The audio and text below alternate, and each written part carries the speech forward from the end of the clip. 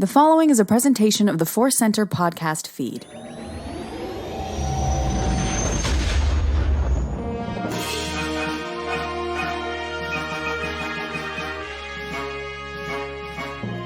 From the center of the galaxy, this is a Forcecenter podcast feed. I'm Ken Napzok. I'm Joseph Scrimshaw. And I'm Jennifer Landa. And you know, it's nice to cut out the other center for the intro, but other center is still very much a part of what we're doing. And quite frankly, it's a part of my soul after these last 118 days. That's right. As of right now, the SAG-AFTRA strike is over. Now, the word tentative is still floating around it, and that's something we can talk about. If the vote goes wrong, we'll discuss what's going on. But I have full confidence that it's not. We are going to have a lot of fun reconnecting with all of you because we're going to reconnect with Star Wars on this episode. It's going to be a fun little adventure. But before we get to all that and catch up here, we always want to remind you that today's podcast is brought to you by Audible. Get a free audiobook download and a 30-day free trial at audibletrial.com/Forcecenter. Over 180,000 titles to choose from for your iPhone, Android, Kindle, or MP3 player. A little bit later, we have a Forcecenter Recommends, an audiobook we think you should try out on us. That is the Audible. Joseph, we have an Ask and announcements as we dive into. That's right. And great enunciation on ask. That's something you can always get here on Forcecenter, Other Center, enunciating the word ask. Our current ask is that you subscribe or resubscribe on YouTube. We are hoping to hit a new number of 7,500. Of course, we always want to grow YouTube, but that's kind of a special ask this episode. Not only are we reconnecting with Star Wars, but we have some announcements about the way that the show is going to be going in the future. I'm not just saying the word podcast, I'm saying show because we are finally launching on YouTube with our faces, as people have been asking for many years. We are going to be recording audio like always. It's going to be a fun, friendly conversation with one another. Every once in a while, we'll look in the camera like Jim from The Office, but we're also going to be recording with our faces and releasing the exact same episode on YouTube. The first big episode is going to be our overview of Ahsoka, which is coming Tuesday, November 28th. I know people are very eager to hear about Ahsoka, but we want to give ourselves time to rewatch, to sink in, and to give Ahsoka and the show her absolute due. Now, going forward for the rest of this year, we're going to be doing two shows. We're going to be doing our main Forcecenter Star Wars show, deep dives, whatever we want to talk about in the Star Wars world. And we're going to keep Other Center going. We've really been enjoying talking about other things, and we've been getting great responses from listeners and from patrons that they enjoy us hearing us talking about other things. So we're going to keep right now questions of the other going forward. Maybe we'll also talk about cheesecake, new music, other pop culture, because we can do that now, and we'll be making more plans in the new year for the whole shape of Forcecenter, Other Center. And for now, we're going to debut a new tagline that Forcecenter is going to be a show about Star Wars, as always, but also other pop culture and the greatest adventure, the ultimate adventure, life itself. So those are some big announcements and an ask. We didn't talk about this off air. I'm just going to throw this out there. The one thing I'm really eager to talk about is the Barbie movie. Oh, yeah. Which is, I've been dying to discuss how that movie moved me beyond belief. And this will be a place to do it. That's what I'm excited about going forward. Excited to get back to Star Wars. We're going to talk about the day, but man, there's so many other things that I would love to put that Forcecenter eye on. Barbie was one of the great pains of the of not talking about pop cultures. We'll talk about of the reaction that it's condemning men. I think it was an off ramp for bad behavior for men, a kind and generous offer of a better path. That's a little tease of the kind of talk you're going to hear in this episode and going forward. Jennifer, how are you feeling about video, about coming back to Star Wars and Other Center continuing? I'm excited. I actually haven't seen the Barbie movie. Yeah, I know. Part of the reason why was because I couldn't take my kids to it, and it's just a lot harder. And my husband was like, okay. Like date night is a really, it's a special thing. It requires a lot of moving parts. So, setting aside some babysitters. So we'll get to it. I think we can watch it now on streaming. I'm not sure. Yeah. So I'm excited to watch that. No one's taking it off for tax breaks, so it's out there. It's out there.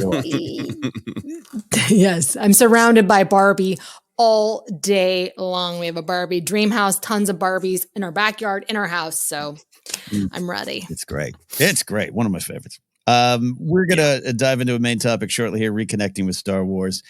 This is fun. It's exciting. It's, it's funny. We've been waiting for this.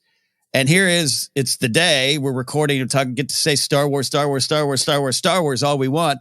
And it just feels almost normal again, Joseph. Like, hey, it's always been here. Yeah. No, I'm super excited to get into the reconnecting with Star Wars and what that all means to us. And I keep having the weird, like, oh, wait, I can just post that picture of that action figure. So it's really nice to be seeping back in. Yeah. I would love to talk life adventures, because that's another thing for me that was like, oh, wow, I can talk about seeing other things as well as Star Wars. So, Ken, what were your life adventures? You know what? It's been kind of I don't know. It's been a dark time in my life recently. It's been a tough year, tough month. So I was able to experience just unadulterated fun and emotional impact by going to a concert on Friday nights to the Wiltern. I went with a friend of the show, Brian Tiller, who's part of the musical project I got now called the Moonagers, and our friend Darina Ariana, who's a friend of the show, been on the show before, and Frank, the editor, for the old Collider fans that remember him. We went to the Wiltern to see Liz Phair doing her 30th anniversary show for her first album, Exile in Guyville, which is just a surreal amount of time.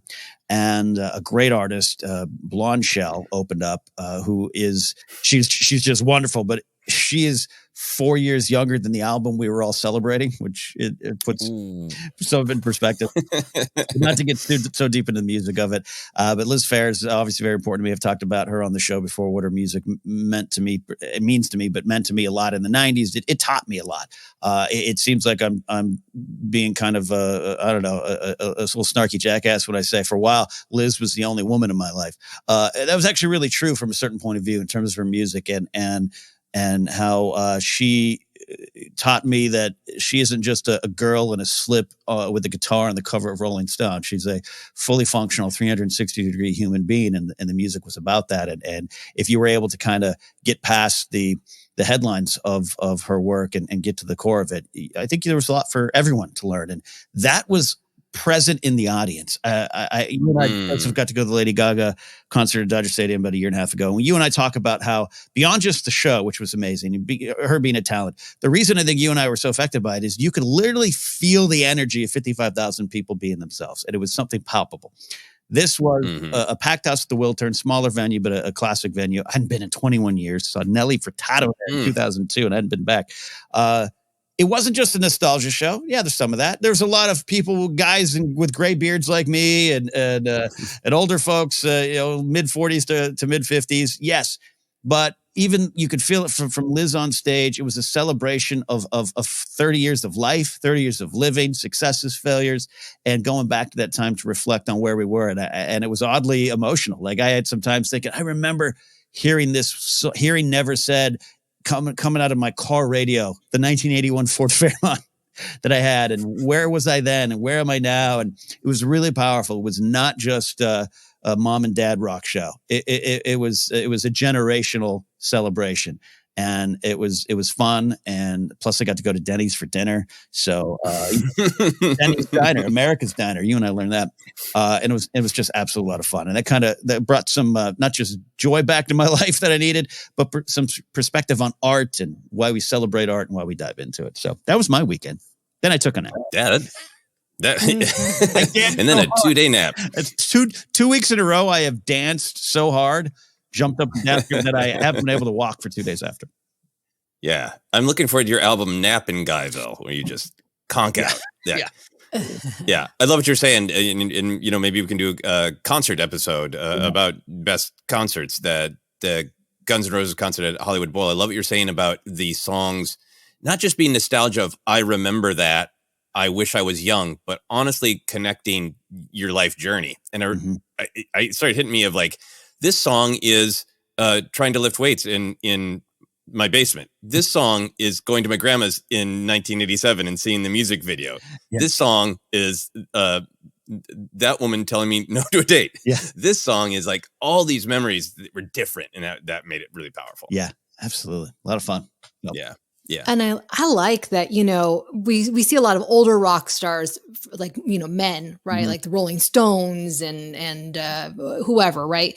So it's cool that Liz Phair, she is showing like you can be, I don't want to say older woman because she still is in her prime, right? She's also a mom, right? As well. She is. She's 56. She's very open about that. Her son's approaching 30 herself, which is crazy. I remember that. Yeah. But that's absolutely it. And I'd seen her several times before in the mid 2000s during the Why Can't I era, which is also an era I love. But and she played that song here.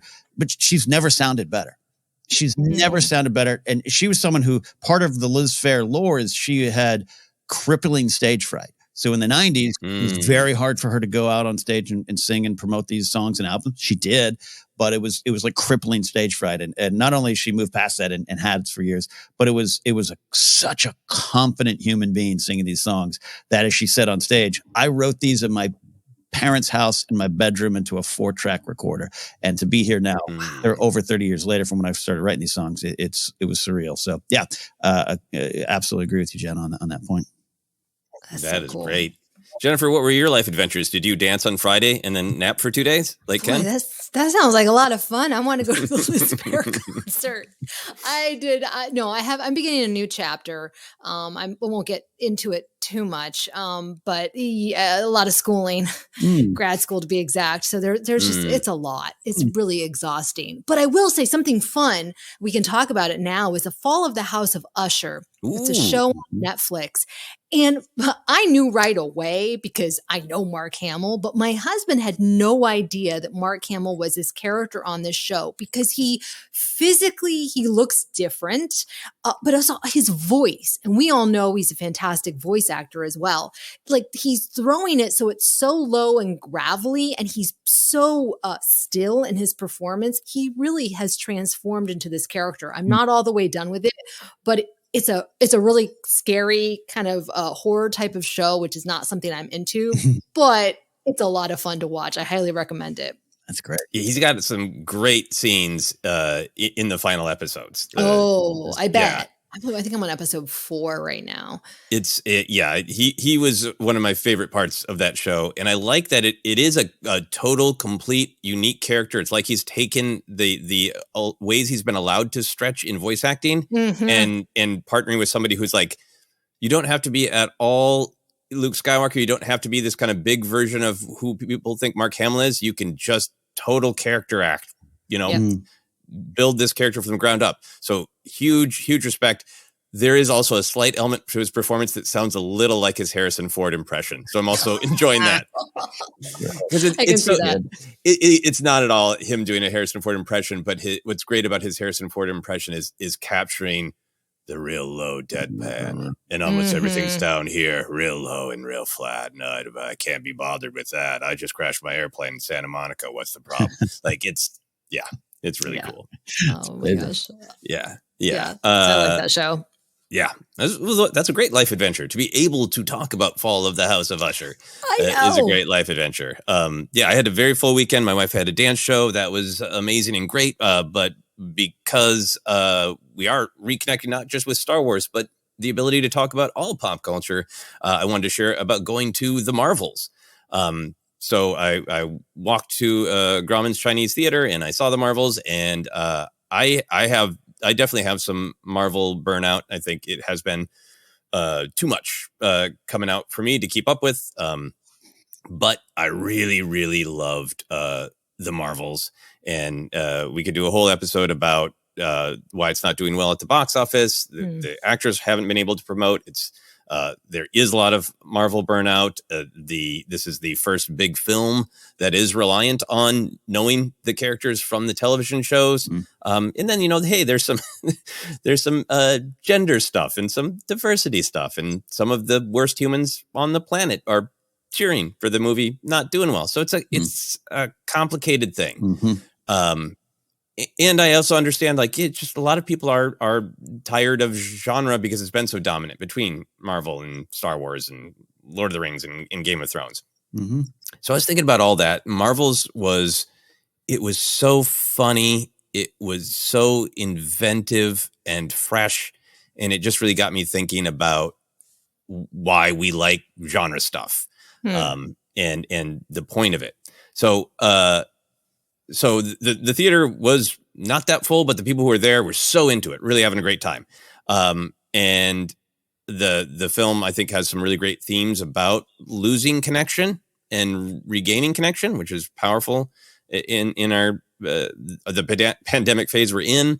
Has a great theme about the different way power can be used.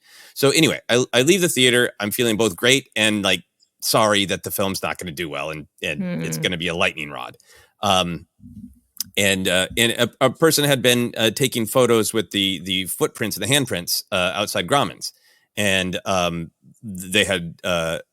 they were having a hard time getting back up for lots of various reasons, and no one was helping them. Like their partner was trying to help them back up, and at first I had I don't want to run in and help somebody who isn't asking for help, so I'm just going to linger for a while.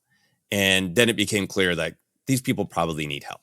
So I went over and asked if they wanted help, and they were really grateful, like, yes, please. And then other people saw that they needed help, and they came over and we helped the person up, and it was a really nice moment. And part of the reason that I was not going to walk away in that moment is because I just saw that movie about making better choices.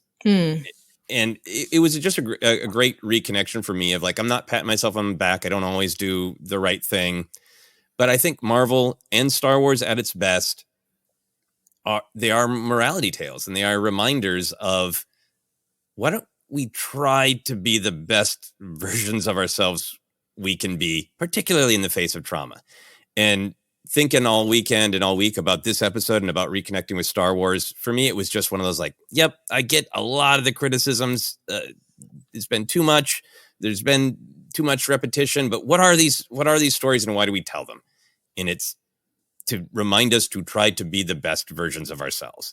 So that was, for me, like a great life lesson and a great way to segue into talking about Star Wars again. Sounds absolutely wonderful. Yeah, I want to support this movie. And yeah, there's been a lot of predictable discourse around it, and people out there who think they're a threat to film with some horrible takes I saw this weekend that are just absolutely destructive. So it's nice to see everyone who's seen the movie that I know has been like, what fun. It's a good component of a fun Marvel film. Yeah, remember fun. All right, with that, shall we dive into our main topic, reconnecting with Star Wars? I'm a little nervous. Now it hit me. I'm a little nervous. Yeah. Let's do it. Well, that's kind of the theme of our discussion is honesty and nervousness. At long last, the strike is over. Very short reminder of why we did not cover Star Wars during the SAG-AFTRA strike. SAG-AFTRA put out very clear guidance for people who are in the union and also have podcasts to please not promote struck work. One of the leverage tools that the union had over the producers in the studios was, hey, we can't promote work and it affects work. Like, hey, the Marvels. And so as an extension of that, there's like, please don't do podcasts about struck work. Clear guidance. Jennifer is in SAG-AFTRA. Ken is eligible. I have contracts out with SAG-AFTRA. I'd like to be a member in the future. So we decided we're going to follow those guidelines, not talk about Star Wars, not talk about other pop culture. So that was the why of it. The strike has been resolved tentatively. So we can be back to celebrating Star Wars, which we're absolutely going to do. We're going to celebrate Star Wars this episode. But we also have to be honest about the time away. And the metaphor that came to me is when you're in high school and everything's kind of the same, but you have a weird summer and maybe you come back goth or you have a weird summer and maybe you have a new best friend that wasn't your best friend. It's like, I feel like coming back to high school in a version of reality where we like high school, and we're all a little changed over the summer because we went through some stuff, man. And we've always celebrated Star Wars, but we've always been honest too. So as much as I think we would all like to run in and just celebrate Star Wars, we also got to be honest about what the strike, how the strike affected us, and how our time away from Star Wars affected us. Ken, thoughts on that general perspective? I think it was ninth grade into 10th grade, I came back. I was a jeans and Town and Country kid, little gorilla on my shirt, all that. So I didn't go in the ocean, but I had the shirts. And I came back in 10th grade, a preppy with long sleeve button shirts tucked into my jeans with and they were like a fancy black ass wash jean, and slicked my hair back. And it was like, what happened to Ken over the summer? Wow. He went through some stuff. Jennifer, did you have one year where you changed? I changed every year, as we've heard from my musical tastes and some of my experiences. I still am changing. Last night I was like, I want to look up librarian chic. How can I dress like a librarian? I don't know. I'm a chameleon. Yes. Okay. Well, then you can relate to what we all went through this strike summer. But we're going to start in the grand Forcecenter tradition. We're going to start with the positive. What did we miss about talking Star Wars? Ken, what did you miss? I miss finding the positive. I miss this is the big thing.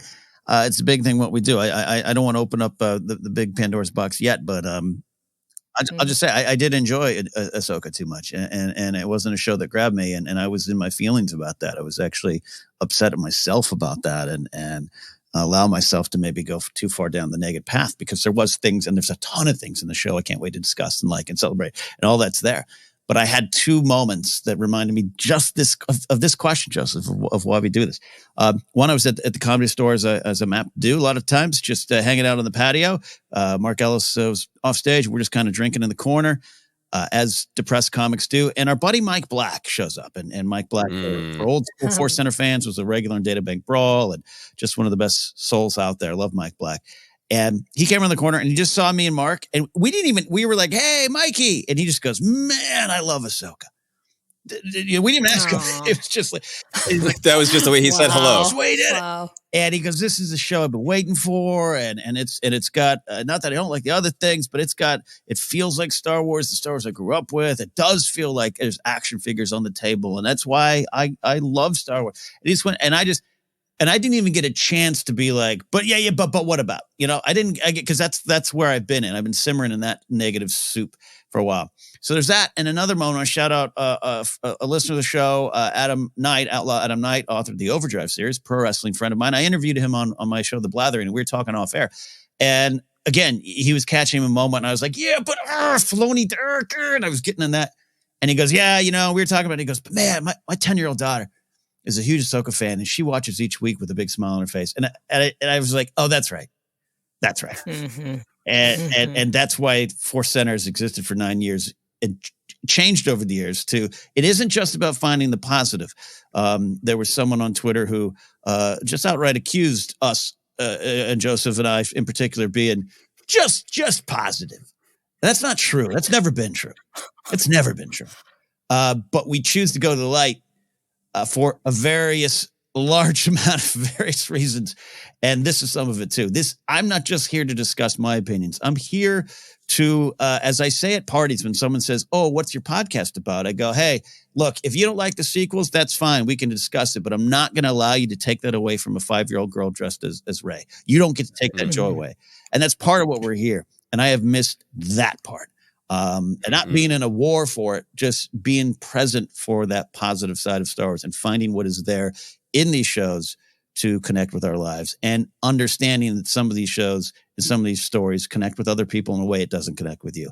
I've missed that, because without it, I got into a dark spot. Yeah. No, very, very relatable. Jennifer, how about you? What have you missed about talking Star Wars? I think the community, like what you're saying, Ken, there is something about, like, if I just watch it by myself, I'm going to watch it through a very particular lens. If I was able to watch Ahsoka with my daughter, I think I would have a whole different view of it. I actually have not finished watching it. Listen, I know people have said that we're too positive. This strike taught me I can only be myself, and we're going to dive into this further. But I think the thing about the community is that it brings out the positive in me, because I have a tendency to be a little bit more critical, when I'm watching things, I think if you're an actor or, you make movies or you're a writer, you're going to view things from a very specific lens, and you might have a lot more notes than the everyday person. Right. Mm-hmm. And that can be good. And that can also be really bad, because I'm sitting there with my actor's hat on going, well, this doesn't feel true. Or why did they cast this person? Or I know why they cast this person. You know what I mean? So I think, and I was just thinking about this the other day, when The Force Awakens, remember that teaser with Finn, that epic teaser. Mm-hmm. I remember at that point in my life, I think I was pregnant with my daughter, and I was like, I'm so tired. I need a break from everything Star Wars. The fan community the discourse had been really angry. And I was like, I don't want to deal with this. And then I saw that teaser and I was like, okay, I'm back in. Right. So that's kind of what I miss. I miss that like positive fan aspect, because it's easy to, when you go on Twitter, see a lot of the negative stuff. And I sometimes get sucked into that. So I just kind of had to totally remove myself from Star Wars this whole time. Past 118 days. Wow. And we will talk much more about that. But I think there's kind of a theme between what we're all feeling. I got frustrated with Ahsoka at the beginning, and then really, really enjoyed the later episodes. And we'll discuss that in depth. But I think it has been a challenging time, definitely for the world. Lots of rough stuff going on. The writers and the actor strike affected my career. It affected people very close to me. My father-in-law passed away. Career stuff, age stuff. This is a hard time for lots of people. It was a hard summer for me. And I still did Star Wars stuff and enjoyed Star Wars stuff. We're going to talk about that. But I realized how much talking about the bigger ideas helped ground me. Mm-hmm. And I had a couple like things that aren't that big of a deal that I just kept anger spiraling on. And I've been trying to exercise. So I'll be going for longer walks, and I'll be going for a walk and be like, I'm going to think about this script problem I need to fix.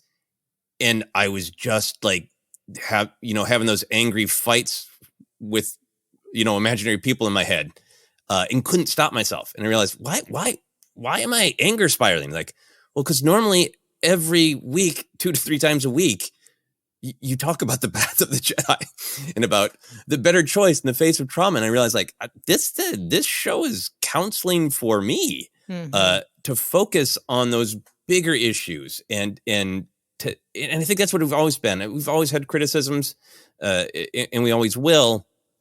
But sometimes it's like, that pacing really bothered me. But what was the idea of the episode? And if I spend a couple hours talking about the idea of the episode, even if I have legitimate criticism of the way it was structured, if I'm focusing on the idea, it impacts me emotionally. And I really felt that this summer. And I also I felt the disconnect from the community in terms of like just social media sharing the little things. Somebody tweeted at me. I had no idea that they had put out a Topps, I was going to say chewing gum cards, but collector cards for the Kenobi show. I didn't know they existed. And somebody's like, you must have seen these. And I was like, I haven't.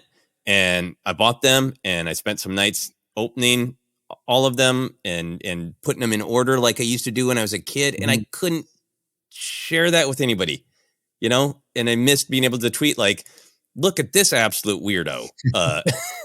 The creature. There's a creature that looks like the weird puppet monsters from the Quiznos Subs commercial that basically destroyed the Quiznos company. Oh, we got a pepper bar. Remember those freaks? Mm-hmm. There's an alien in Kenobi that's got a card that looks like that we got a pepper bar. Like, and I couldn't tweet that. I couldn't share that. I just had to think it to myself. And that absence of connection about the little things, the dumb things, the fun things. Mm-hmm. I really missed that. Mm-hmm. I love that. Yeah, there's a lot of truth in that, and we'll talk about more how it affects our relationship with stars. But just thinking of those times that we've come on here, Joseph and Jennifer. But I just remember, Jen, during your time off, Joseph and I would have off-air conversations in which I would show up and be like, didn't like that. And then by the time we got to the record button, it was like, oh yeah, I don't care about the reasons I didn't like it. I cared about what was there for me. And that's something that's it in a nutshell for me. So well said. Yeah. Yeah, it's a challenge. So, Jennifer, I realize you took a break. So the answer to this next question might be nothing. But what was what was exciting to us in the Star Wars world that we didn't get to share? I was going on about the Kenobi card, but any news, any toys, clothes, specific episode, jokes, Star Wars history? Ken, I'll start with you. Yeah. Because Jennifer, some time to process. But what was there? Was there something exciting where you're like, I do love that, and I'm bummed I can't talk about it, share it, etc. No. My answer is no as well. It's weird. This wasn't planned. When the SAG strike hit, and that's the key delineation, right? The WGA strike was going, but the guidelines weren't in place. They weren't asking for these kind of things. It became a little bit more powerful when SAG comes in and they're directly saying, don't do this stuff. So when that happened, I think there was a little bit of self-preservation. I was really bummed. Also was bummed professionally. Us talking about these shows or movies is good business for us. It's increased numbers, and this is what we do partially for a living. So I was really nervous, scared, and all those kind of things, knowing we were going to make the decision right for us. So I think I cocooned a little bit. And that contributed a little bit to what's going on. So sadly, my answer is no. I stopped reading the comics. I've stopped reading any of the books. No comment on the books or the comics. I just stopped. And I had a moment. This is, I know we're supposed to be positive, but this leads to, I think, the second half of our conversation about how to get back to it. Because I have to be honest where I am. There was a moment after episode 3 or 4 of Ahsoka that I just sat there emotionless and thought this series isn't connecting for me, and it's probably not for me. And then I looked around and I realized I stopped reading the comics. I stopped reading the books. I didn't really enjoy Jedi Survivor. In fact, I deleted it from the PS5. I even got quickly bored of the Lego game that came out a couple years ago. And then I realized we've been doing this for 9 years, sometimes 4 times a week. And I just said to myself, I think you need to take a break or it's fractured forever. And that sounds dramatic, but I have fractured myself away from other things that I love. Simpsons, It's Always Sunny in Philadelphia, football, baseball, things that people be like, oh, Ken, he's a New York Yankee fan and all he talks about is baseball. I stopped. I have separated myself from things quite suddenly. And I had this really weird fear that I think Star Wars is next. And it's probably not true, but I just completely shrank back. I haven't bought any toys, nothing. I'm not nothing. And that's where I'm at. I am an empty bucket waiting. And that's going to lead, that's negative, but it's negative for my existence, but it's going to lead to where I'm going and where we're going and how to reconnect. That's the title of this episode for a reason. Yeah, absolutely.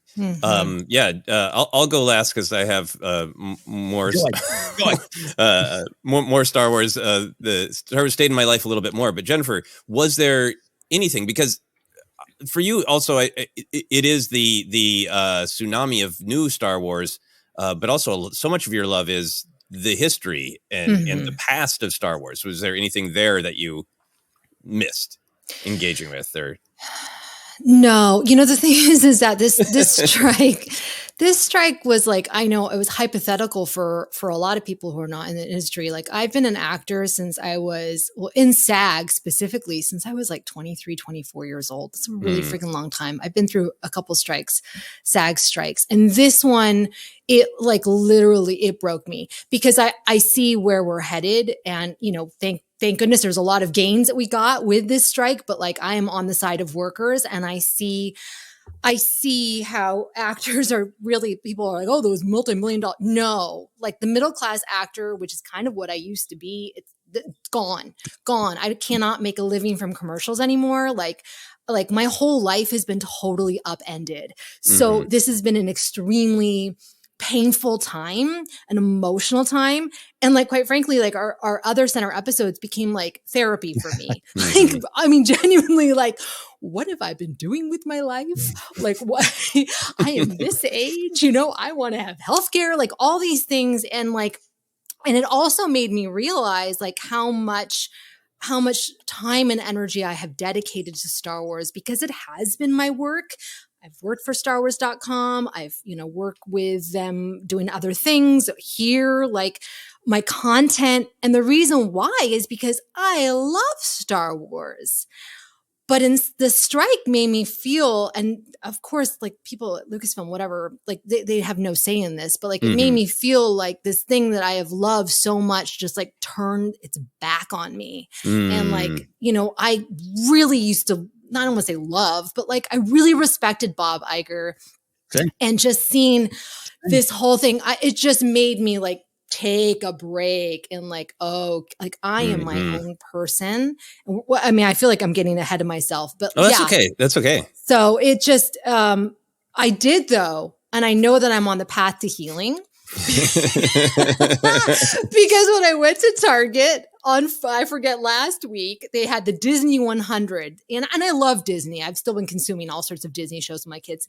They had all these products out and there was a Star Wars hoodie.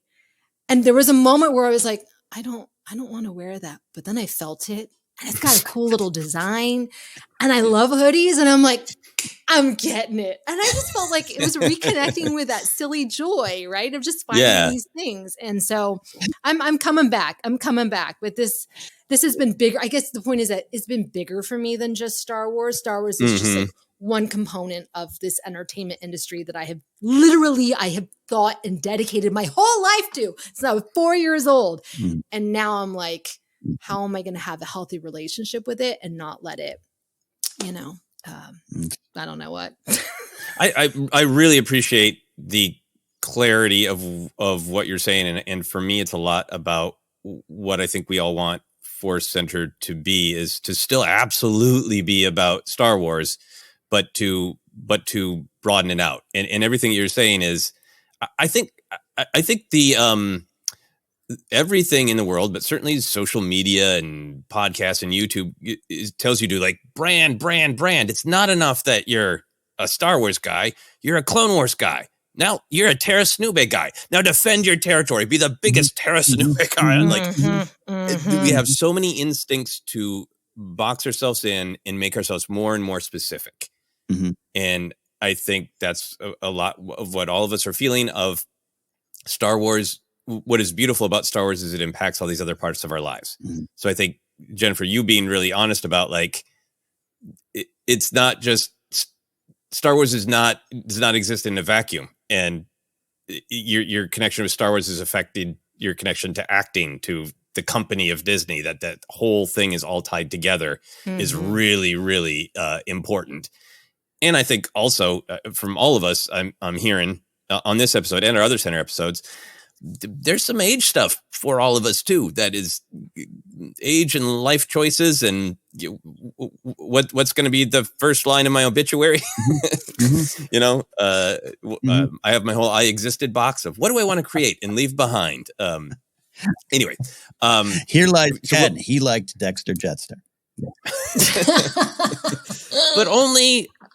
We ranked it, and he's about 47th in the world for the biggest Dexter. I love when people love things, and I love when you find people who love your fellow specific weirdo. But the internet does direct us to be competitive about it, and to me, it's one of the things I must reject.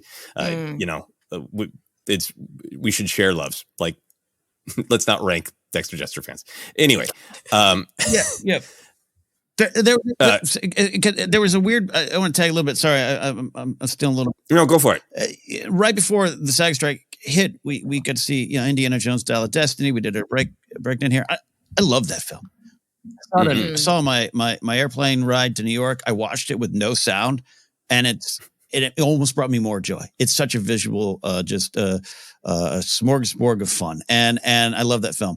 And the week that came out, and I got to see it, and we did our breakdown, and already that discourse was starting.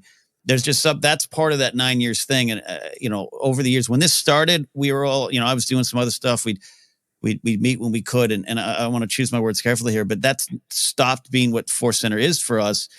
we don't work our 9 to 5s and then get together on a Thursday for a fun Star Wars show. And God bless those that do, because you should keep doing that. This is part of our job.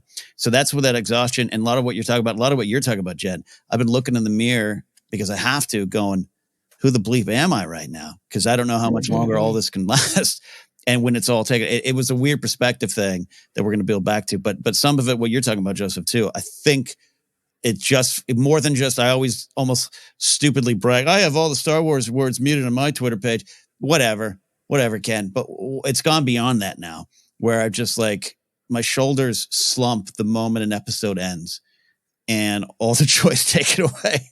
And that was part of it too. And when that was removed for 118 plus days, where I just didn't engage with it at all, it felt okay, right? And that's where I'm at right now. That felt okay. How do I integrate all of it going forward? Yeah. Well said. Forward integration is great. I'll answer my own question quickly because I want to keep on the train we're on, but about the parts of Star Wars that we didn't get to share. I think being removed from the need to immediately cover it, and the negativity of, there have been episodes of Star Wars that I loved. I think Book of Boba Fett it's a weird show, a messy show. I get why lots of people liked it. I love that show from my own weird. It's weird and wonky, and I loved it. And to immediately be bombarded, it's not like I don't want to hear criticism. I think I'm good at critical analysis, and I'd be happy to have somebody who, with great media literacy, have a critical discussion. That's not what I'm talking about. I'm talking about fire hose of hate. So having a break from that, of the bounce of I loved it to bleh, you're wrong and you should hate it, was great, and it let me focus on the parts of Star Wars that I was truly enjoying. And keep it spoiler light, since Jennifer hasn't finished Ahsoka. Do you mind? No, I don't care. I mean, okay. I think I've seen almost all the spoilers now, and I was like, I would assume they're online 5 minutes after the episode ends, so you've seen the episode. Yeah, exactly. It's the Anakin episode. I loved with all my heart. It moved Ahsoka forward. We'll talk about it plenty, but it was the kind of thing that I love, where a character who's existed in the form of Vader since I was, a tiny, tiny child, and I was afraid he would be at the movie theater and he would get me. All these years later, to have an episode that's an essay on all of the different versions of the character that have existed, and how do we piece them all together and make it a cohesive character, which is what that episode was to me. It's like, that was powerful to me, and I loved it, and I wanted to discuss it and share. The other thing was just like the fun ephemera of like the action figures. So many action figures came out that I wanted to share. Count Dooku. Ken Plume got me an older Ponte Baba Walrus band that comes with a freakish amount of limbs. Like, this is so funny to me, and I want to share it. Last year for Halloween, I got that spooky clone trooper with vampire porg, and my whole plan had been, I'm going to open that next Halloween.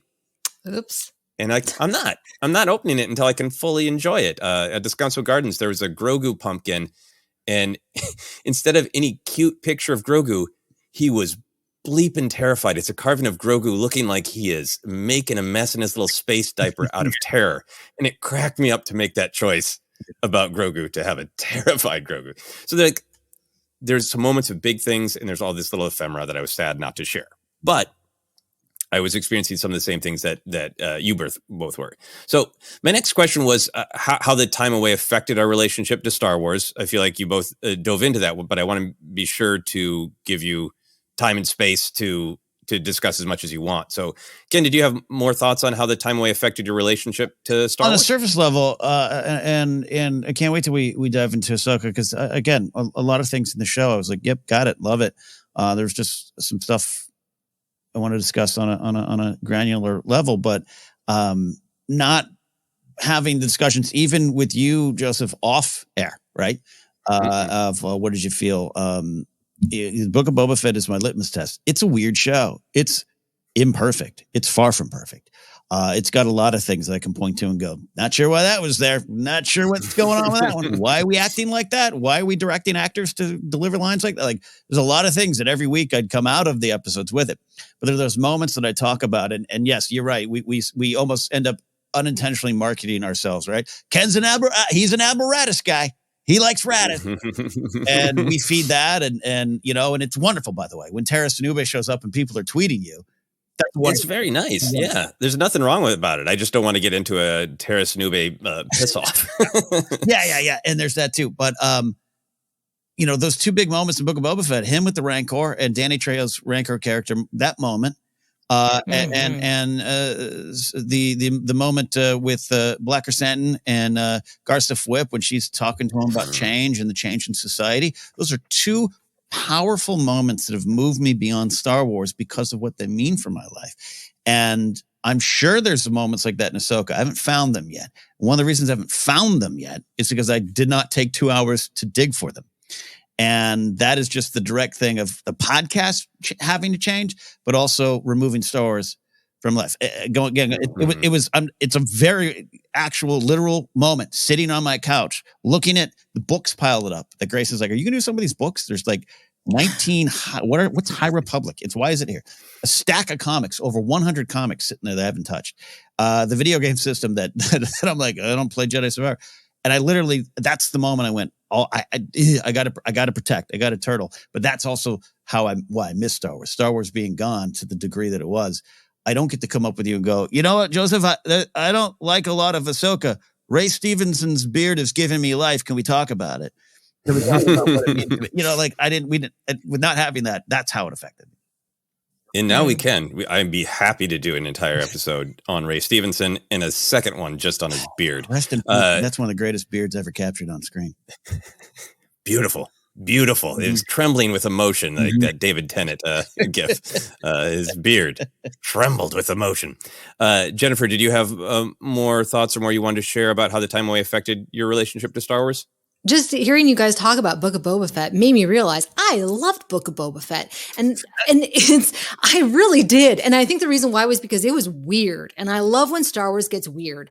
But I also loved Andor because that felt like something that we hadn't gotten before. Diego Luna's performance. So, every actor in that show, from the one-liners, right? The co-stars to the main cast was stellar. No notes. So I think that with Ahsoka, I'm sure I'll get into it. But I was just thinking right now, what am I looking forward to? Skeleton Crew. Was it Skeleton Crew, right? Yeah. The Acolyte. These are shows that I have not even allowed myself to get excited about because A, we haven't been talking about it and there hasn't really been a lot of news around it. Or maybe there has and I've just ignored it. But I feel like it's on the horizon. I'm getting there. I'm just working through this personal stuff and wrestling with that. But I think Star Wars will be that hope and that light that it's always been for me. It's just off a little bit. Yeah, no, I hear you. I think for me, the time away from talking about Star Wars, I mentioned this on the podcast as it was happening. But taking the break allowed me to be honest with myself about how much it was bothering me of not the stories, not the storytellers, but the corporate insistence on shooting as much Star Wars at me as humanly possible in the later part of 2022, in particular through the beginning of 2023. And as always, I want to have respect for people who have different opinions. I've brought this up before of not liking having Bad Batch and Mandalorian overlap, and other people have been like, I love it. I get to watch 2 shows. All the respect to you if you love it. It really bothers me. It really affects my enjoyment. I feel like art is best enjoyed when you have time to savor it. And we went from Kenobi and Andor to then Bad Batch season 2, which was loving, that then overlapped with Mandalorian, that then overlapped with Star Wars Celebration and all the news that came out of Star Wars Celebration. And as soon as the focus came off Star Wars Celebration, it was May the 4th and all of these, the new Young Jedi Adventures. And then it's also the 40th anniversary of Return of the Jedi. So do this, that, and the other to celebrate Return of the Jedi. And books are piling up that I want to read and don't have the time for. And it wasn't the quality of any individual story for me. It wasn't the fault of the storytellers, but we always talk about, George Lucas did not start a nonprofit in 1977. Mm-hmm. This is a product of a corporation designed to make money. And then the storytellers create beautiful and moving art out of that opportunity. Mm-hmm. I think I was feeling a giant mouse with a hose effect. Mm-hmm. I think I was feeling the corporate shovel of don't take any time to process, just hype. Who's your favorite character? Here's the new poster. Tweet about it to make sure everybody knows you like this person. Blah, blah, blah. That inability to take time as an individual to just truly digest and focus on the parts of Star Wars that I love was really affecting me. It's UHF. And when I get the fire hose. Yep. And I sometimes don't like that because I feel like people paint with a broad brush. And if it's made by a large corporation, if it's made by Disney, it's meaningless CGI blah and a fire hose. And I don't always agree with those criticisms. To me, it's about the rate and amount of stuff and needing to, share every time something, anyway, point being for me, I had ups and downs with Ahsoka. I'm looking forward to really diving into it. There were parts I was really frustrated by, and there were parts that I absolutely loved. And being able to just sit and absorb it myself, it was really good to just go, what do I love in Star Wars? And I'm only going to focus on that. And take a step back and let myself, not be fire hosed.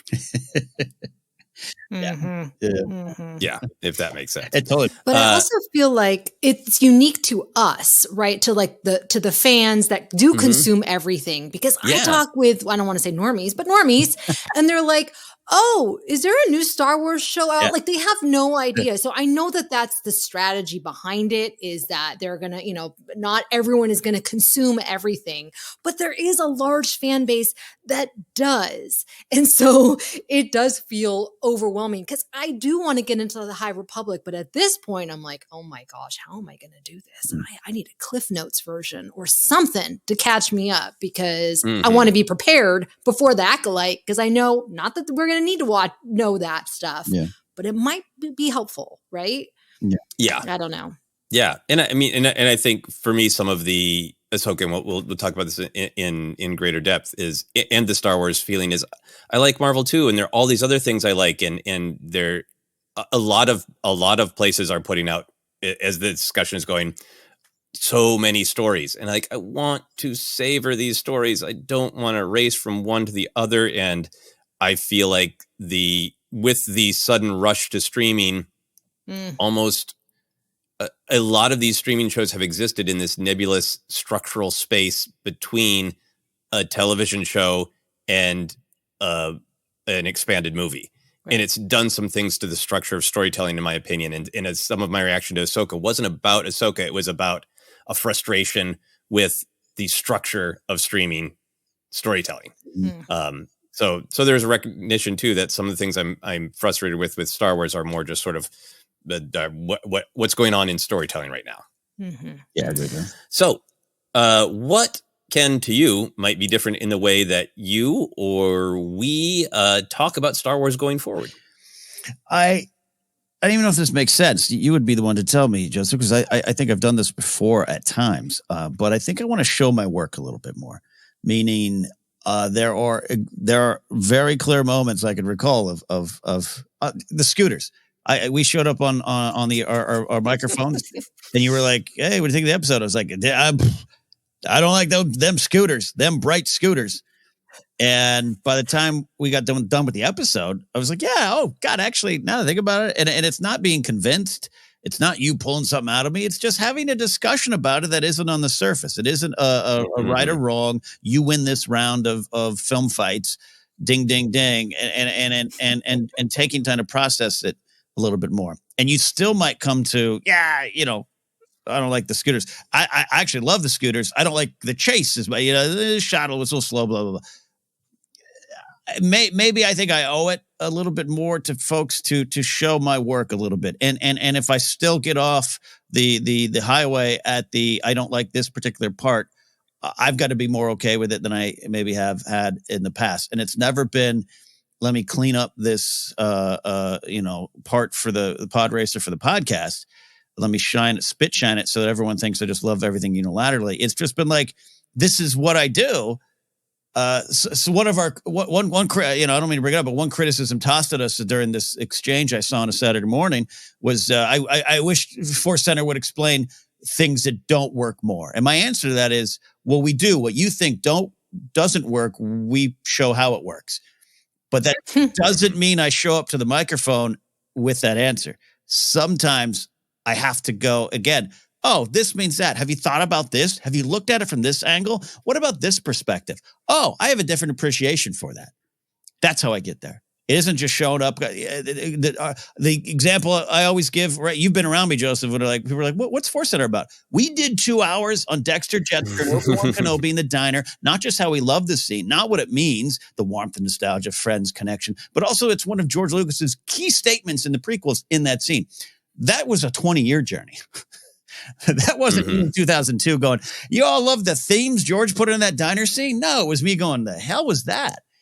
And that was true then. And then what I feel about it now is also equally as true. I think maybe that journey might be on display a little bit more for me. And I'll pre-apologize if it makes some folks grumpy. Ahsoka fell flat for me in a lot of ways, but doesn't mean that that's where the journey ends. Yeah, no, I think that makes sense. And I think we've always said things that we don't personally enjoy, or said, I try to say, from a writerly perspective, when I have an opinion about something structural or a motivation not being clear enough, or maybe the plot and the character aren't married the way that they should be, that I will say that. But what we've always wanted to do is create a space where people can celebrate Star Wars. So if you love something, this is a safe place to hear people not bash it in an angry way. But that doesn't mean that we aren't going to criticize something as much as we also really celebrate something. Yeah.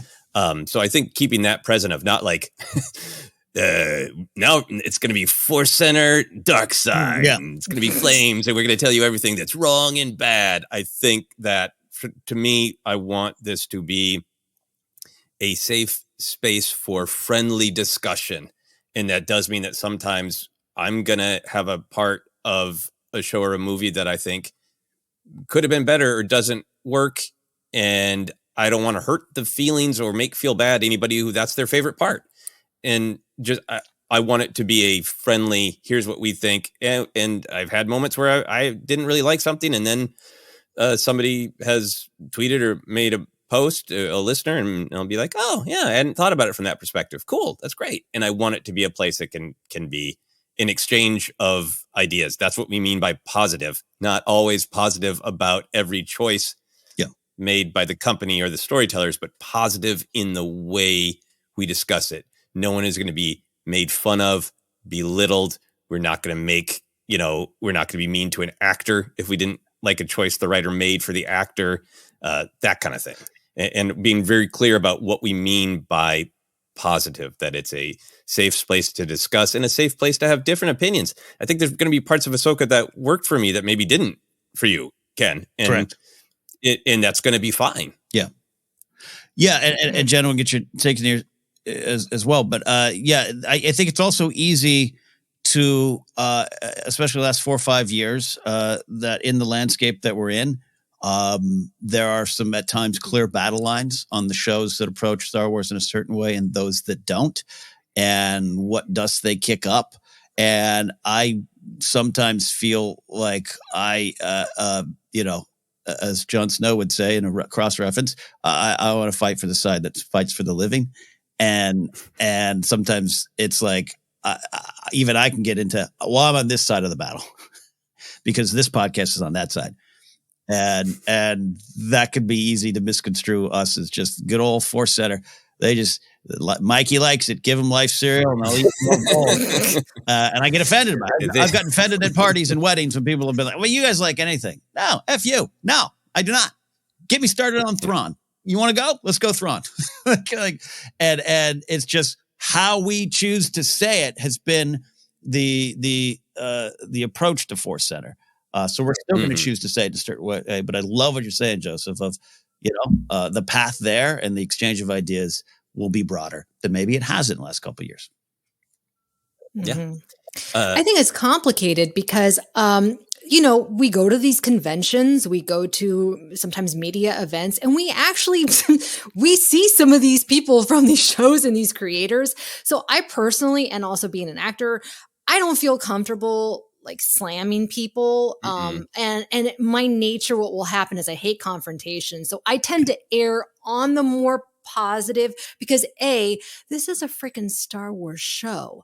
There are greater things in the world to worry about and get angry about. I'm going to pick out the things that I like and highlight that, right? Because I know how many hours these people worked on the series. So that I feel a little conflicted, but at the same time, I also think it's helpful, and the reason why critics, I think, are important, and why I like reading what they think about movies and TV shows is because they hopefully will bring a nuanced approach and can point out the good and the bad, and maybe also say why it didn't resonate with them. And so I want to do that going forward because I do have a tendency to be more Disney because I worked for Disney and not say anything bad. Also, but I want to be more honest with how I feel, but also not be like Eeyore, where I'm just, down in the dumps. So I'm going to try and find a balance. Yes. Yeah. I think I have great faith in us that we can, because I think we're all coming at it from the same place of we want to celebrate and we want to share what works. And what I love about it is we don't just go, I love the colorful speeders. I'll tell you why, with great analysis. I like the speeders, and I'll also just own that, hey, art should be subjective.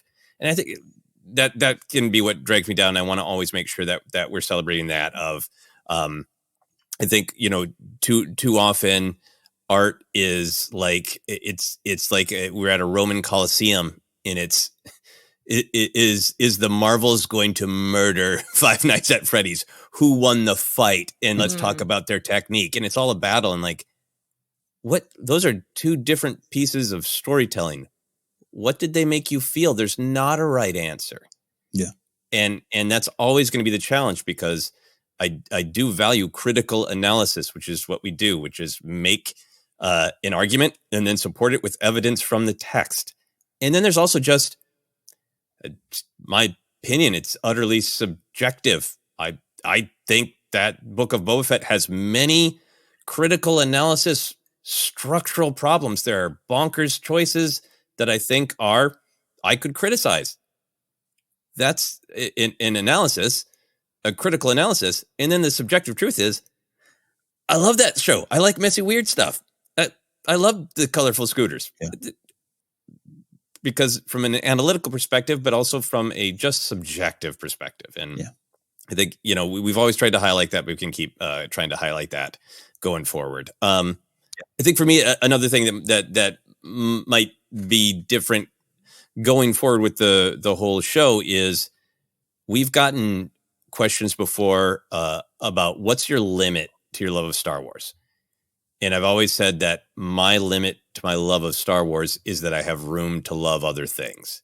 Mm-hmm. And I think that's part of the reason that everything coming out on top of each other and the sort of push to highlight, tweet, celebrate, it's this anniversary, it's that anniversary, it's this character poster, it's this book, it's this Funko Pop, has been, I need room to love other things. It will make my love of Star Wars richer if I compare it to James Bond, or to, hey, I went to a screening of Safety Last and it made me think about physical comedy, and now its relationship to Jar Jar. And I want to have more, as much time as possible to pursue my own creative things, and thinking about my own creativity affects the way I think about Star Wars. So I think part of the reason that we absolutely want to continue talking about Star Wars, but we want to be able to talk about other pop culture and other center, just life itself, is because I will love Star Wars more if it is a part of the things that I love, if it's a part of who I am,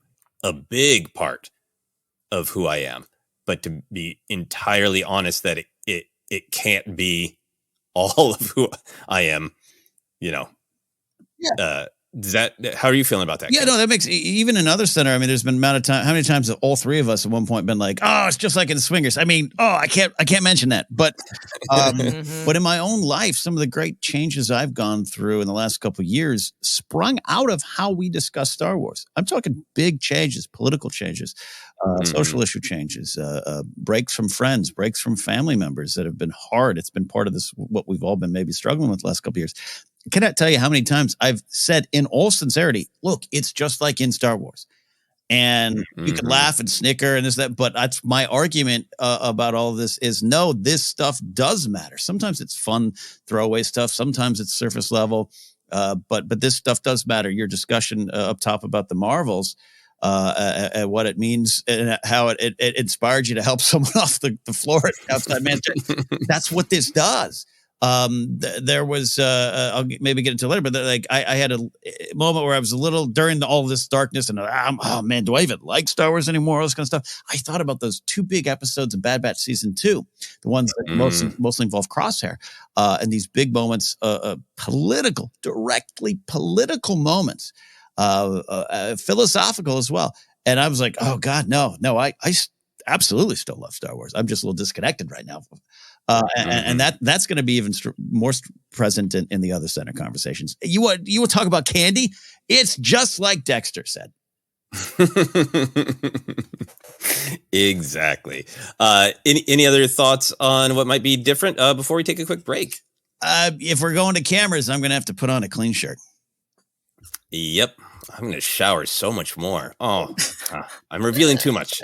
Too much. All right. We got a recommendation, but I don't know what it is.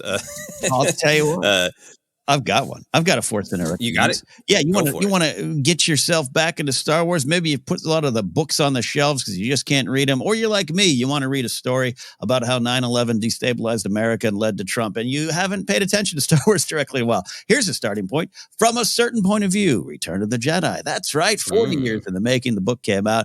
Has a lot of wonderful stories with a lot of great authors. And some other folks there as well who put some wonderful things together. I haven't had it's sitting there on that bookshelf. So I'm going to read it, but you might want to listen to it. And all you have to do is head on over to audibletrial.com/Forcecenter. Again, that's audibletrial.com/Forcecenter for your free audiobook. All right, Joseph, I think with that, we're going to take a quick break and be back right after this.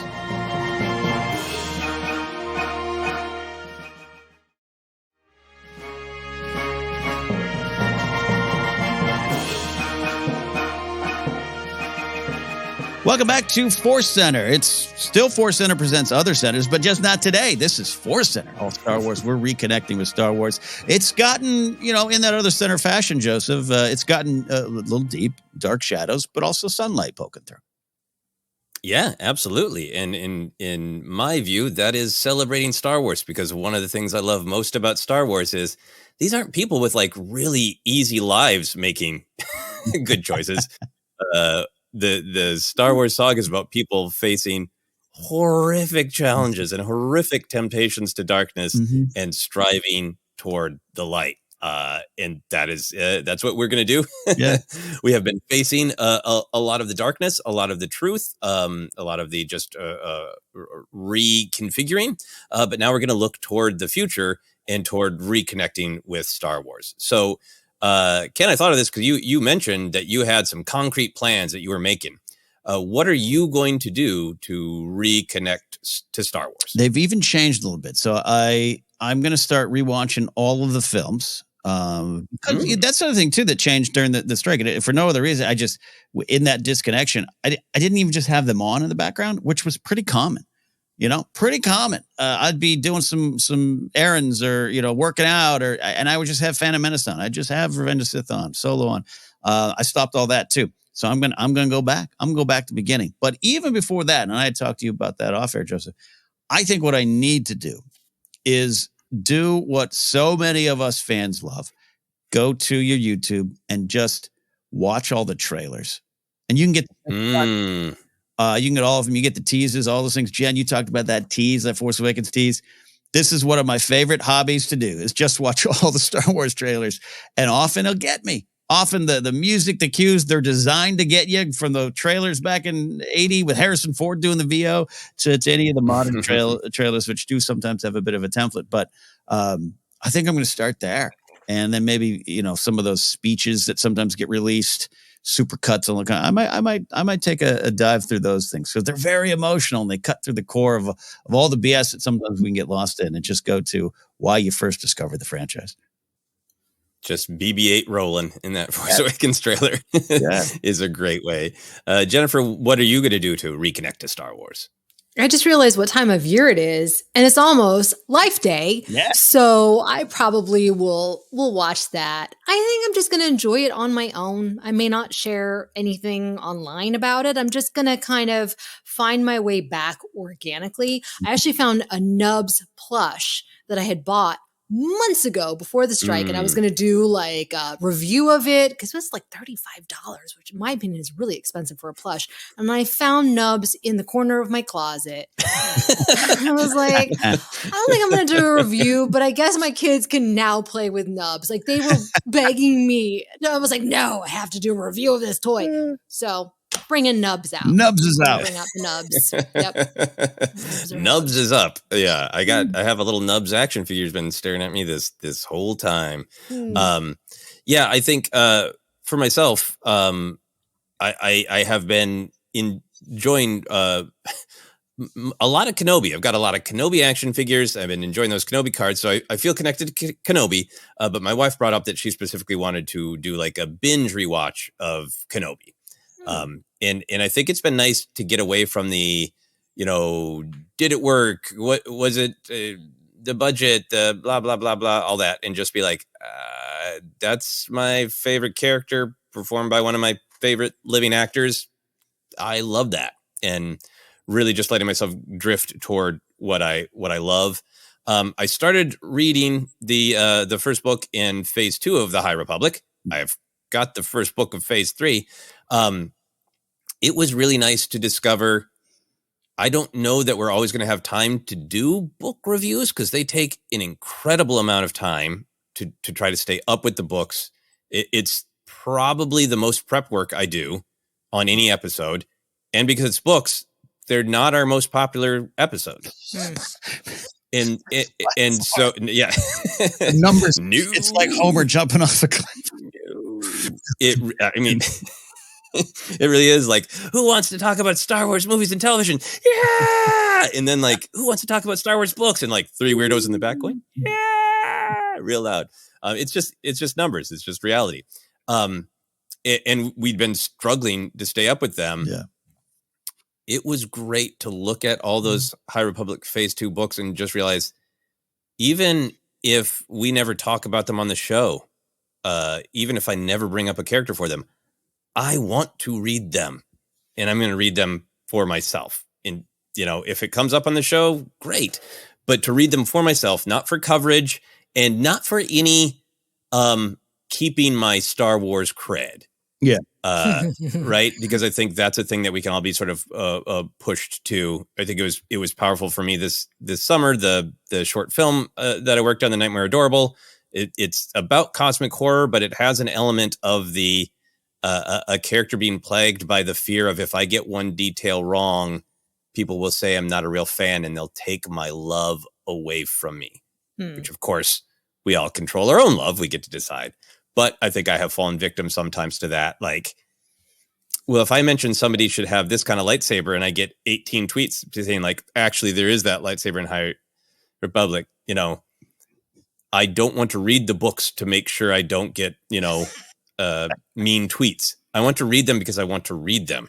And it was such a delight to look over my bookcase and just go like, I want to know those stories because I like disappearing into these weird worlds, these weird detailed book worlds. So I'm looking forward to reading. Look, yeah, knowing all the little details of Star Wars is part of the fun of Star Wars. I get it. We've competed in trivia contests over that, but that even kind of drove me away from it even more. I remember there's that lightsaber when you talk about, where people were like, "Well, you got to read that High Republic book," and I wanted to tweet back, "Don't care." So, and most people were very, very nice about that one in particular. But there's always that. I'm very lucky to have a joke that has gone extremely viral on Instagram. I saw that. That's crazy. A joke about daylight savings. It just crossed 100,000 likes, but there are 4 responses that people have to that, which I've now heard hundreds and hundreds of times, and it's, people still have, even though we've had social media for a long time now, people have a real lack of connecting that you're talking to a person. Mm-hmm. So even like in this example with High Republic, I think it was that somebody has a shield. Nobody was mean about the way they shared the information. Yeah. It's me. Taylor problems. Taylor Swift, it's me. I'm the problem. Yes. I get protective of myself if I don't want to say something that's quote unquote wrong and feel vulnerable that people are gonna be jerks. Mm-hmm. And people are being jerks to me. I'm deleting like 20 comments a day on Instagram because people are being extremely mean about a joke about the change from daylight saving to standard time. Oh yeah. Yeah. I saw some of them being like, "Well, I bought a new stove." Good for you. Good for you. Great. Yeah, it's a joke about this time on my stove not changing, and this was fascinating to realize that that's an American thing, because a lot of people are like, "The hell are you talking about? Stoves don't have clocks." I'm like, well, anyway, get away from get away from Forcecenter and back to reconnecting with Star Wars.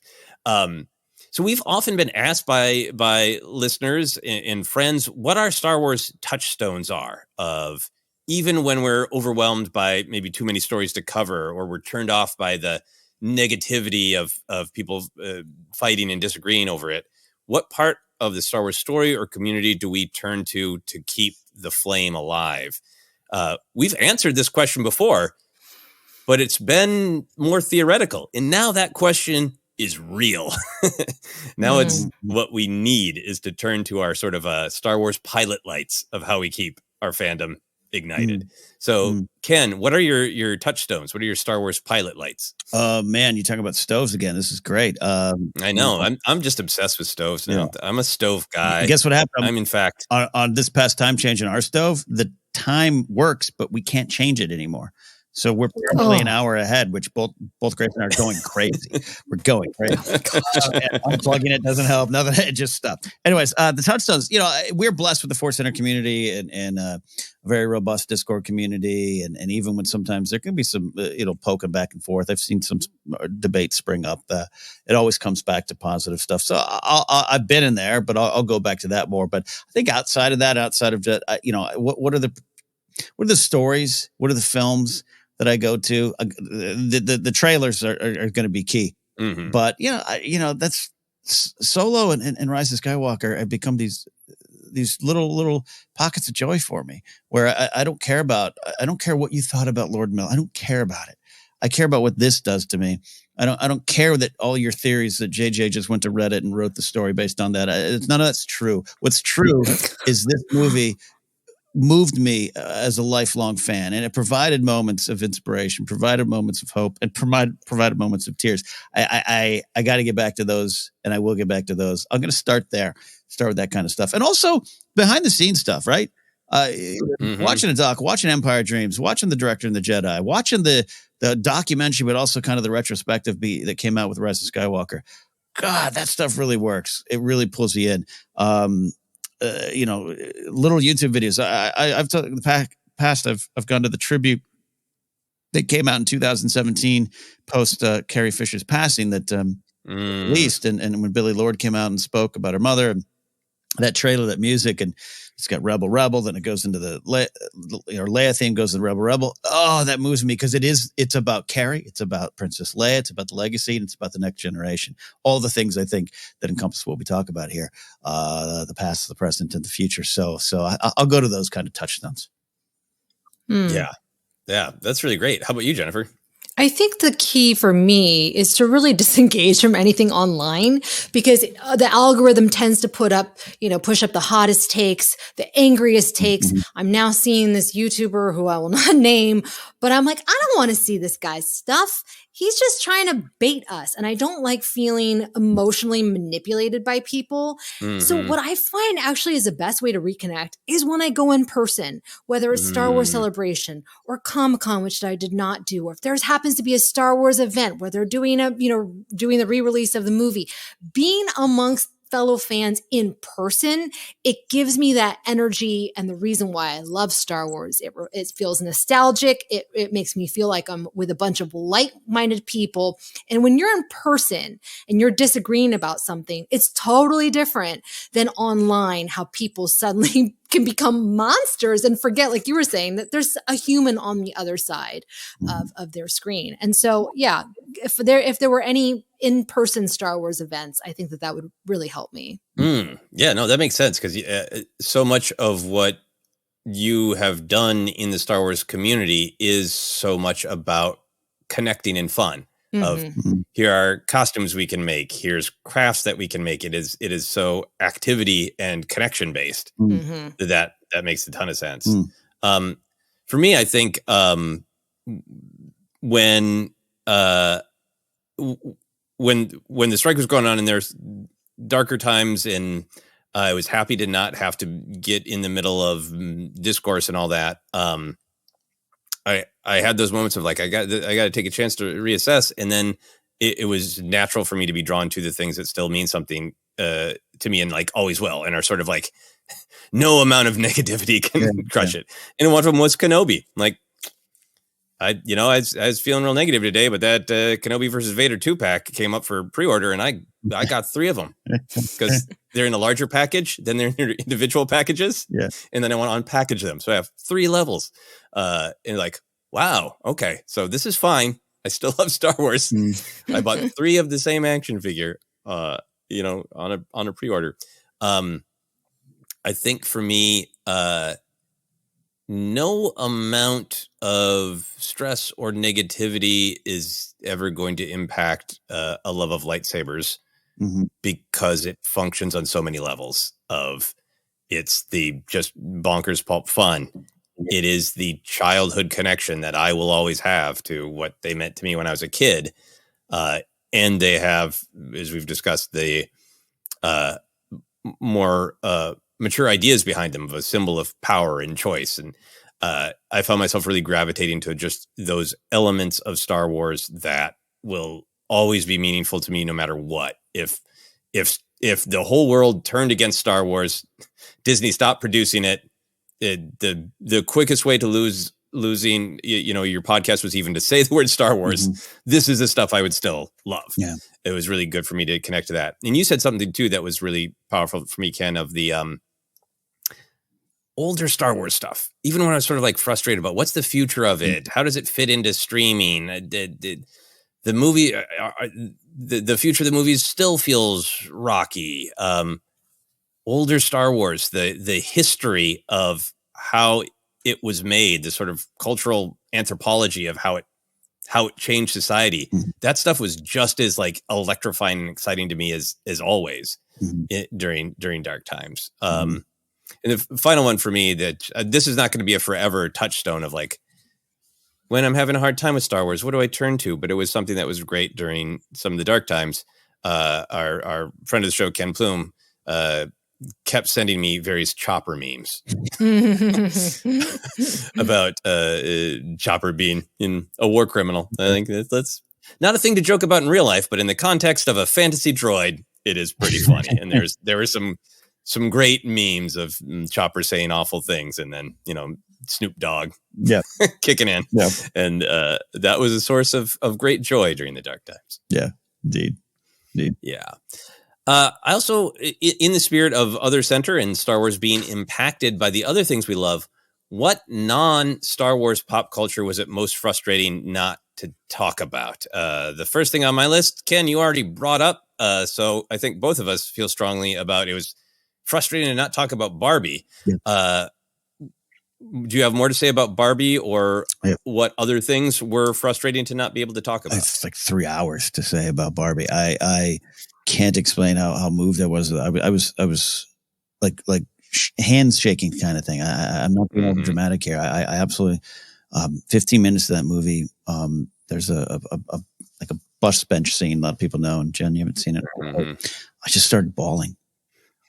Because I think I got one of the big themes they were going for right then, or at least I connected with something in the film right then about life beyond just toys and some of the big social issues and cultural war stuff that's around the film. It was about that stuff. It was so much more. And look, I'm Ken. To finally have a song about I'm Ken. I needed to hear that. So there was that, and then when some of the wars emerged, predictably about the film, it was just seeing, man, no, I'm not even angry at you. I'm sad that you think this movie doesn't depict men in a good way. It depicts so many great men, but just says, hey, like you said, Joseph, here's a better path, or here's how your own behavior hurts you. And it shouldn't just be about you. It's about the women in this film and the other characters in this film. But we're all suffering because of this and this oppressive this patriarchy thumb that we've all lived under. Don't you see? And I think I was moved by that. We got in the car. We saw it at AMC Burbank. Number one choice for Christopher Nolan, I heard, on theaters to watch. We got in our car and I turned to her and I said, I think I want you to paint my nails. I want to do something fantastic. I want to paint Indigo Girls. Let's do it. And I was so moved by it, and I can't wait to talk about that. There's some documentaries I want to talk about. I'd love to talk about Indiana Jones some more, all that stuff. But that movie, I posted about it. I was being as vague as I could, but not vague. I was being direct. I just couldn't not say anything. I removed the brand and the name and all that stuff. I was just so moved by that film. Yeah. No, I'm right there with you. It was so refreshing because it was so incredibly thoughtful, handling complex, difficult topics, and also just absolutely hilarious throughout. And just made some brilliant choices about the level of realism in the Barbie world and the real world, all that stuff. And then like complex, difficult to talk about issues of, obviously it's about the phenomenon of Barbie. It is directed by a woman. But there was such, in my opinion, grace and kindness to the damage that men do to themselves or allow society to do to them. And I just felt, it's directed by a woman. It's about Barbie. I don't want to make it about, I know exactly about the men or about me. I know exactly what you're talking about. Yeah. I was like, thank you for seeing me, Barbie. Yes. Yeah. So it's an amazing accomplishment, and I can't wait for Jennifer to see it so we can get your take too. No rush. Yeah, I have a totally different reaction to it because I didn't see it, and I think if I had seen it, I would have been right on board with you guys. But what I did see was a lot of memes.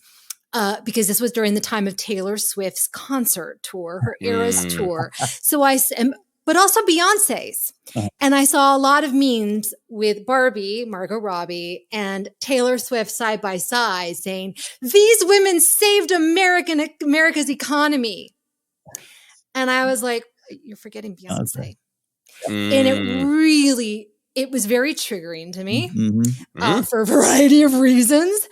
Currently, and also from my past of I grew up and I only had blonde Barbies. I hated myself because I only had blonde Barbies. I thought I was a hideous monster, and that was what was considered the standard of beauty. Now, I know this movie, I'm sure, is going to tackle a lot of these things, but I do have a little bit of a resistance coming to the movie then I know if I see the movie, I'll overcome it.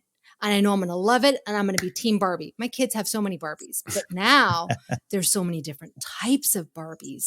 The Barbies come in different, not only different shades, different hairstyles, different body types.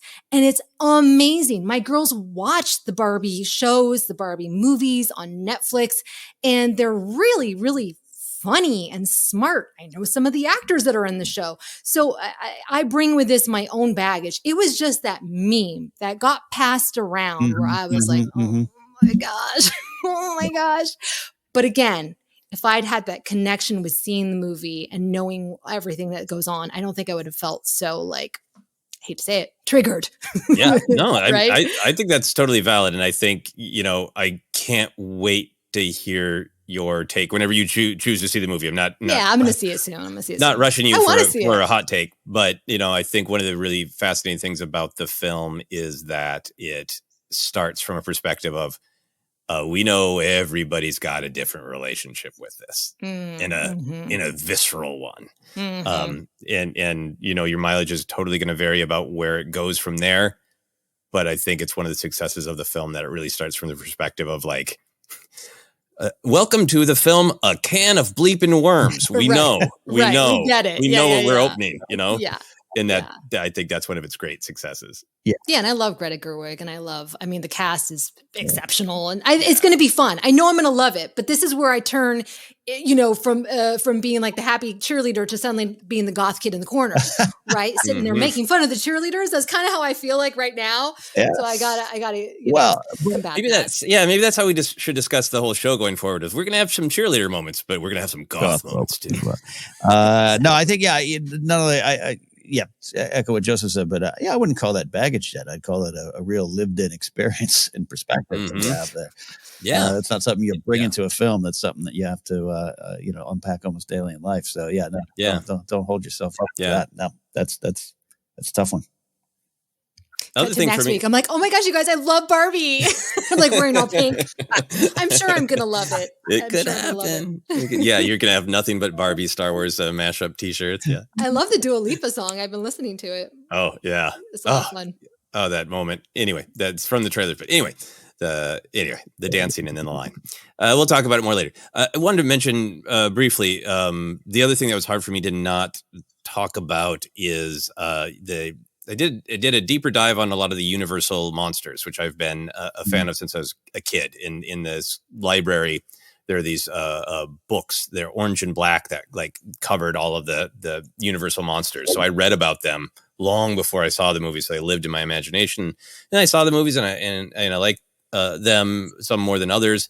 But I did a deep dive and I watched a ton of the Dracula films. I watched all of the Creature from the Black Lagoon films, and it was really moving to me how much all of those original Universal monsters function entirely on people feeling othered and excluded from creatures like the Gill Man from the Creature from the Black Lagoon series to Frankenstein's monster being like, we didn't ask for any of this. We're just different.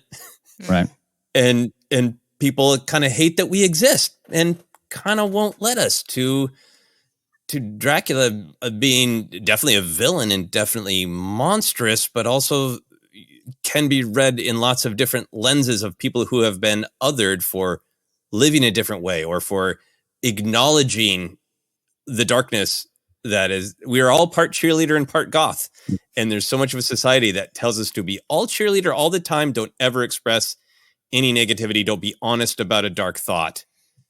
And that is a form of sort of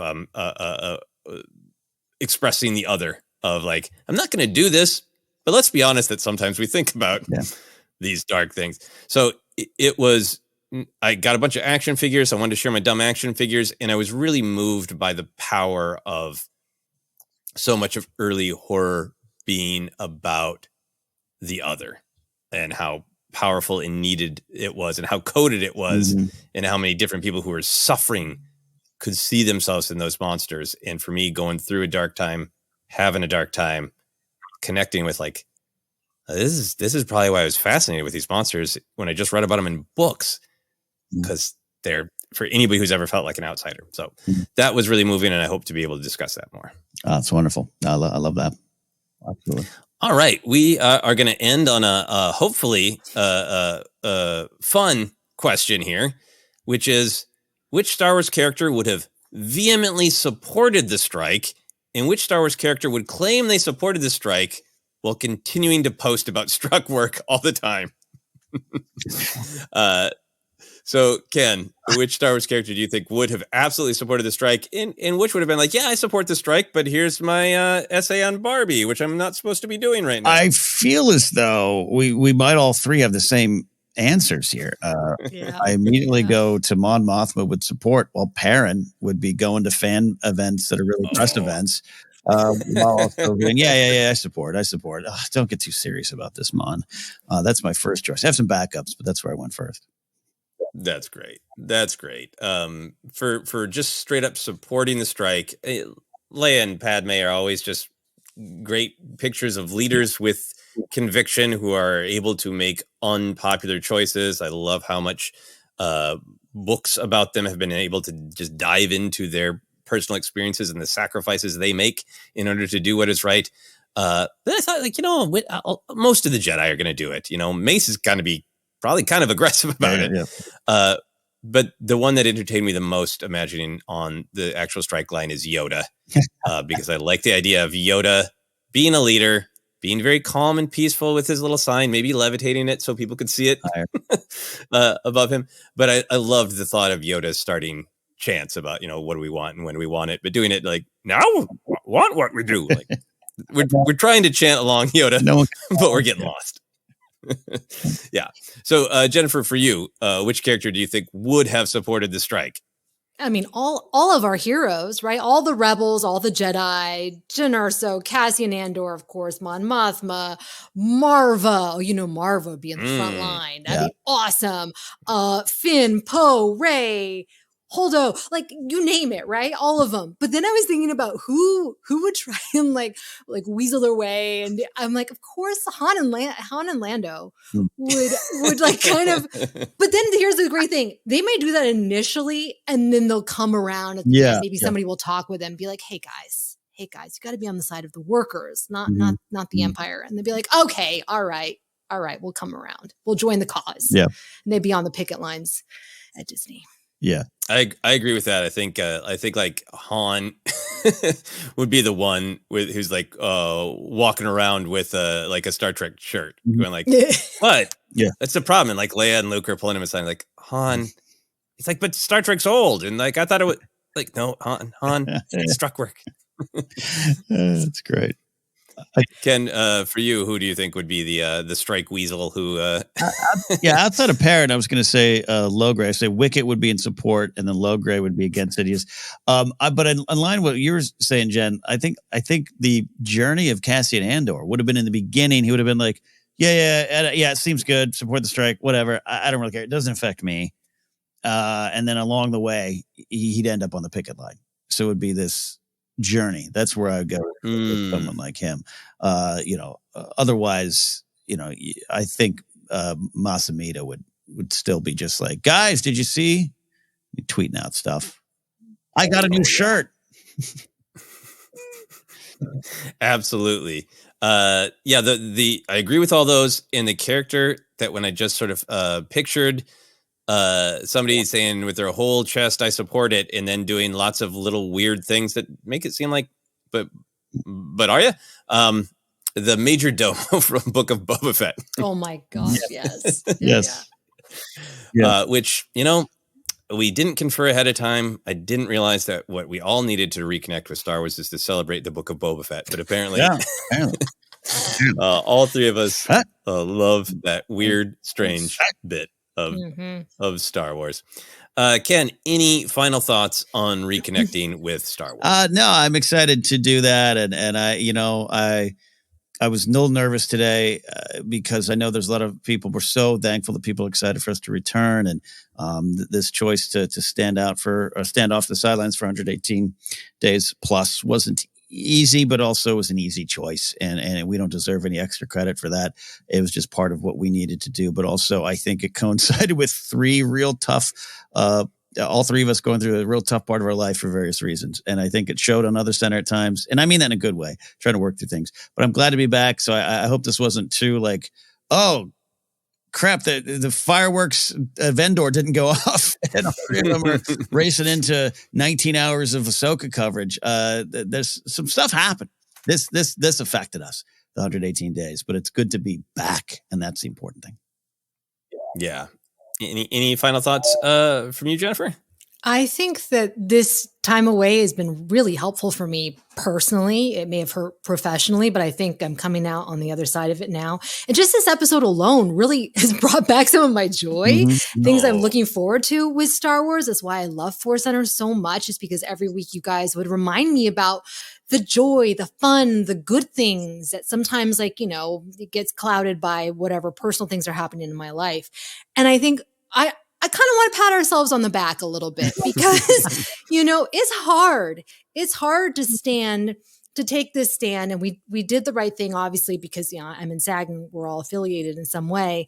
But we stood with workers. And that is really why I love Star Wars, is they do the things that are right, even when it's most difficult. And sometimes people pay a price.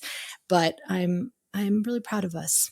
And thank you all for listening and for joining us on this journey, because it's been a journey. Let me tell you, it's been a journey. Yeah. Yeah. and for myself, I think this episode was scary. Starting the strike was scary, but it felt like absolutely the right thing to do. I felt like I could not, and I know you both felt this way too, I could not be on a podcast talking about this incredibly difficult decision that Ahsoka made while we were not making a difficult decision. So that was scary. This episode is almost more scary because I really value that this is a place for people to celebrate Star Wars. But I think what has been successful about this show and about our interactions with listeners and the community has been honesty. We've never said we like something we don't. We've celebrated what we like, but we have never been anything less than honest. And I think the honesty is what was needed. We couldn't have been like, yep, there were no problems. Yeah. Let's get back into it. Right. Every day I woke up and I prayed to George Lucas and I watched A New Hope. No. And I mean, I did all for Ahsoka. I did all my rituals. I got out my action figures and I poured my drink in the first episode. I took a picture of it and I sent it to you guys. Yeah, you did, yeah. And not having that connection to community did make it way more difficult for me, of not posting that and then getting other people's action figure picture back made me feel like I'm at this party alone. And I think being honest about how all of that break affected us was absolutely necessary so that we can connect honestly as we begin to celebrate Star Wars, discuss Star Wars, leave room for lots of different opinions, and make sure that we always discuss Star Wars in a kind and positive way. Yeah, indeed. All right. Ken, want to let people know where they can find us? Yeah, and should we do a quick up? I didn't think about this. Next week, we're doing a news catch-up. And then the week after, we're doing Ahsoka, taking a deep dive overview. I know we put a promo out there, but we want to maybe address it here. Yeah. So also, the second the strike ended and put out some tweets celebrating it, people very kindly said, 19-hour Ahsoka podcast when we hear and absolutely appreciate that enthusiasm. I want a chance to sit down and rewatch it. I wrote some notes as it was going, but I want to rewatch it. I want to give Ken and Jennifer plenty of time to engage with it. So that's why we're waiting a couple weeks. Jennifer's also taking next week off. So that's why we're waiting a little bit for the Ahsoka coverage. Yeah. But there will be plenty to discuss. One of the episodes, it ended and I was alone in my home and I said out loud, there are 7 individual things in that one episode that we would normally do a 2-hour podcast about. That one, 40-minute episode was 14 hours of talking normally. And now I guess I'll just go outside and stare into the middle distance. So there's a lot to talk about in Ahsoka, and we will take our time and we will get to it. We will. To find us when all that happens and to continue supporting us, you can find us on Twitter at Forcecenter Pod. We are on Threads as well, Instagram as well over there, Forcecenter Pod. Facebook page is Forcecenter Podcast, and our podcast is available on a lot of different spots. Just search, you'll find us. We are going to camera beginning with that Ahsoka episode on November 27th. You want to subscribe over there, but the podcast will be available. In fact, we watch both. I don't know, but a lot of you been asking for our faces. You get it. That starts. You want to subscribe over on YouTube so you can get that. Merch available at tpublic.com/user/Forcecenter. Patreon.com/Forcecenter is where you can support us directly and get into that Discord. That is such a wonderful community that we draw inspiration and energy from. You can follow me at Ken Napzok. Go to my website, kennapzok.com, for all of that. All the things I do there, including music I got with my musical friends, Brian Tiller and Sean Arnold, called The Moon Agers. We got a single out now and a full release coming soon. All the information on my website. Jen, where can they find you? I am really excited to dust off my R2D2 notebook. I'm going to blow off the dust because I'm going to get into Ahsoka, take my notes. I may post some thoughts on my Instagram at Jennifer Landa, YouTube at Jennifer Landa, or TikTok at Jennifer Landa 1138. Love that. Joseph, take us home. Yeah, you can find me on all this social media at Joseph Scrimshaw, Blue Sky in particular. If you want to say something nice to me on Instagram, that would be nice. And then my short film that I worked on with many wonderful people, The Nightmare Adorable, is playing in Las Vegas at the Sin City Horror Festival. It is playing specifically on Saturday, December 2nd at 4 p.m. I'll be there with Q&A. And one of the great things about this festival, hey, if you want to come and check out all of the great horror films, you can get a ticket to the whole thing. You can also just get a $5 ticket to the short blocks that Nightmare Adorable is playing in. So if you're in the area, you'd like to see it, you'd like to say hello, please come and join me at Sin City Horror Fest. There is a link to all that information on my website, josephscrimshaw.com. There you go. Unmute your mic, Ken. All right, that's it. We're back, baby. Star Wars and Forcecenter together again. We'll see you next time here on Forcecenter.